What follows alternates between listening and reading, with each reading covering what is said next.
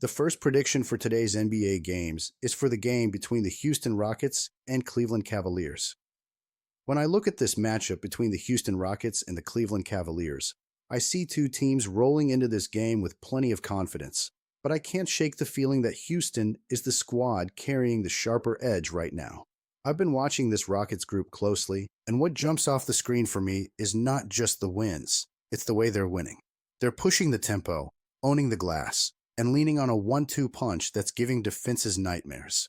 Kevin Durant looks completely settled into this Houston system. He's not just getting buckets, he's controlling games. That last performance against Orlando, where he dropped 35 and hit the big shots in overtime, tells me everything I need to know about where his rhythm is. And right next to him is Alperen Sengun, who's playing like a point center with swagger, putting up near triple-double lines and dictating the offense whenever the Rockets need stabilizing play. When your top two players are clicking like that, you're never out of a game. What I also love is that Houston isn't winning because of hot shooting alone. They're bullying teams on the boards, they're moving the ball with purpose, and even when shots aren't falling, they grind their way to the finish line. That's the sign of a team that knows exactly who it is. 9 wins in their last 10 doesn't happen by accident. This is a team with structure, confidence, and a growing identity. Now, Cleveland has firepower.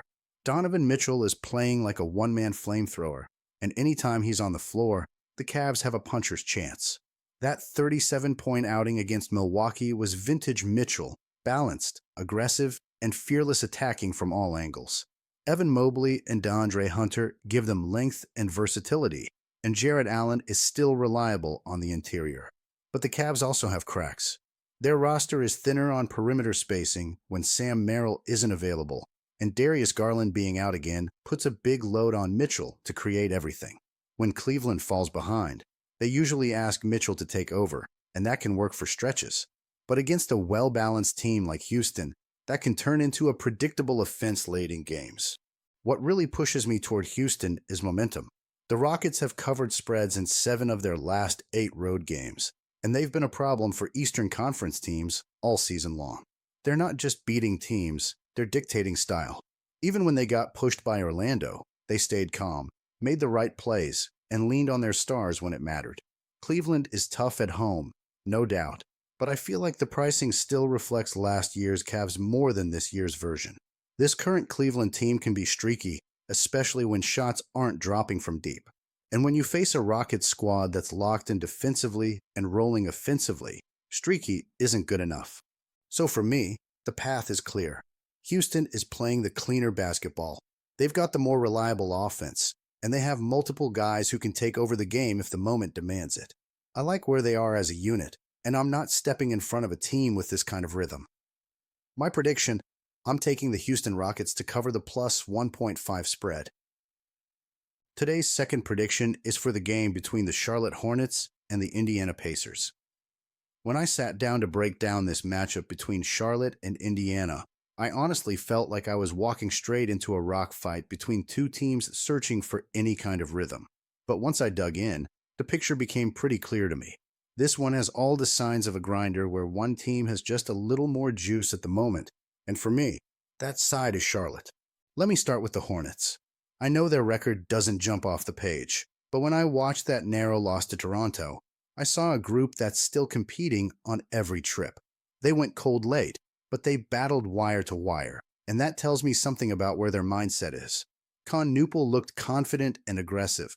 Bridges was active on both ends, and LaMelo Ball's return instantly raised the ceiling of this offense. When he's upright and controlling tempo, the Hornets run cleaner sets, get easier buckets, and play with a level of composure that wasn't there earlier in the season. Defensively, they're still shaky, but at least they're scrapping. They're forcing turnovers, they're attacking the glass, and they're not folding when a game gets tight. That matters in a matchup like this one. Indiana, on the other hand, is walking into this game with a roster that feels held together with tape. I respect what Pascal Siakam and Benedict Mathurin are trying to do, but there's only so much you can overcome when half your rotation is in street clothes. They've dropped 8 straight, and what concerns me the most is how early these games slip away from them. They're shooting poorly, they're coughing the ball up, and without Halliburton steering the ship, their half-court offense looks like it's running uphill. And if you've watched them lately, You know the body language says a lot. They fall behind early, press harder, and the game gets away from them in the second or third quarter. I don't see signs of a team ready to turn the corner yet, especially not with this long injury list and all the inconsistency surrounding their rotations. Charlotte also tends to show up in these night game spots against teams from this division. When LaMelo is healthy, they're at least dangerous, and right now, they're healthier, more stable, and playing with noticeably more edge than Indiana. At the end of the day, I'm not pretending this is a showdown between contenders. It's not. But when two struggling teams collide, I go with the group that has its primary creator back, is competing possession to possession, and isn't buried under injuries. And that's Charlotte all day. My prediction is simple. I'm playing the Hornets to cover the +1.5 spread. I trust their energy more, and I trust their playmakers more. So I'm riding with Charlotte to get this thing done. The third prediction for today is for the game between the Golden State Warriors and the Miami Heat. When I look at this Warriors-Heat matchup, the first thing that jumps off the page for me is the schedule. Golden State is walking into Miami on the back end of a brutal road run, 6 straight games away from home, plus a back-to-back where they just had to grind it out against Orlando. And I don't care how seasoned your stars are. That type of travel takes the legs right out from under you, especially when your offense leans heavily on rhythm shooters. I watched that Warriors Magic game closely, and even though Golden State hung around for stretches, you could see the same theme showing up again. If Curry and Jimmy Butler 3 aren't detonating for 30 each, they're getting no lift from the secondary guys. The role players just haven't traveled well, and that becomes a real problem when you're stepping into Miami's building, one of the toughest rooms to walk into this season. On the other side, I've been impressed with the Heat's edge lately. They play with that Spoelstra discipline, but they also play fast and aggressively, pushing the pace and forcing teams into chaotic stretches they're not ready for. Even when they don't shoot lights out, their activity level keeps them in control.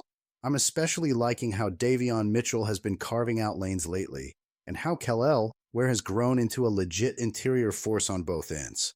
Those little things matter in games like this, especially when you're dealing with a Warriors squad that tends to leak second chance points on the road.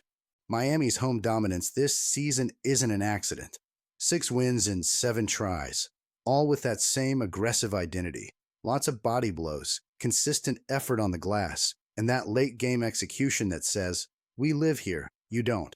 When you combine that with the possibility of Bam Adebayo returning, you're looking at a Heat team that's not only deeper tonight, but healthier, fresher, and playing with serious confidence after that tight win over the Knicks. Golden State's biggest weapon is always the 3-ball, and I respect that. But Miami's shot contesting and weak side rotations are seriously underrated. They force tough looks, and they make your best weapons beat them possession after possession. And if the Warriors come out even a little tired, the Heat are going to run them straight into the ground. The matchup trends, too, lean my way. Miami scores at a top-tier pace. Golden State gives up clean looks in the mid-range, and this Heat offense thrives right in that area. Add in the fact that the Warriors are 4 to 7 away from home and dealing with injuries to Jonathan Kuminga and DeAnthony Melton, and the cracks start to show fast. For me, this is one of those spots where everything lines up.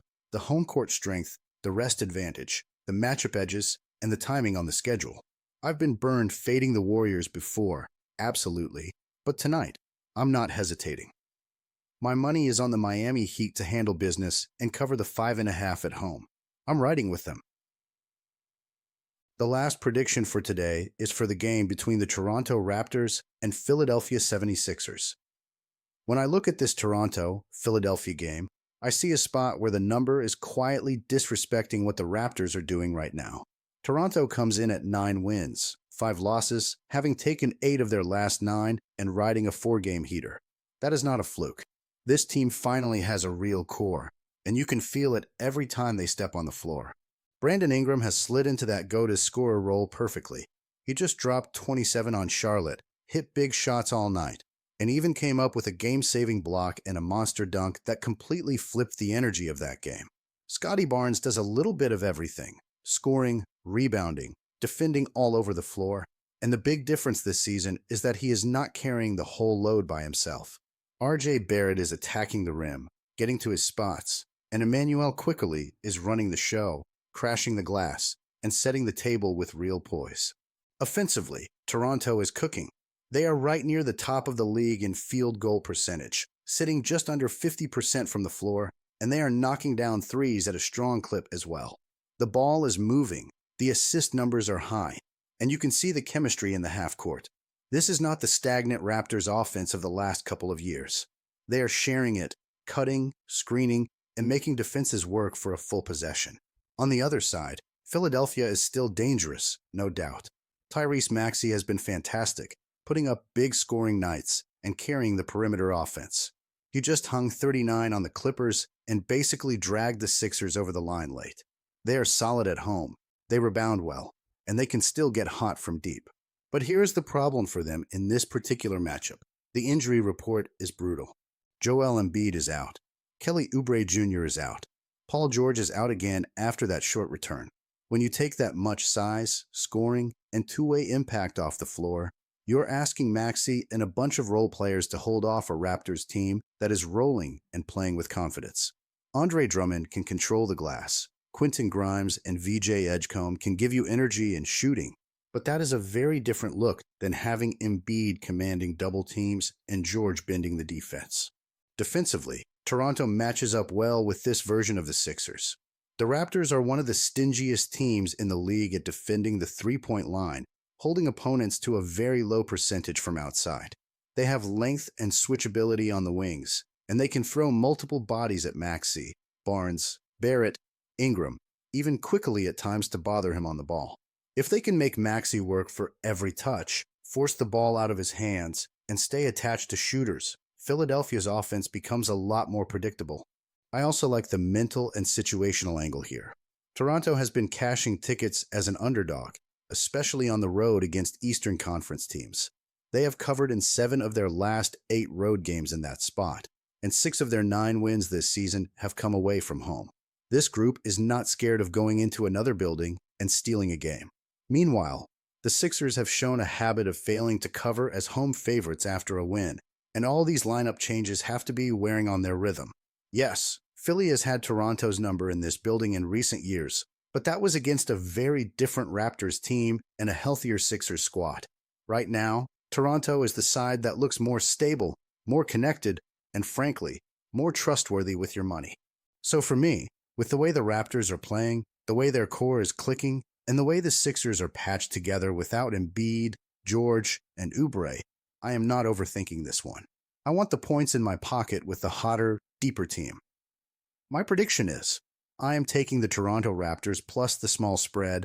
I am riding with the Raptors to cover the 2-point line against the 76ers tonight.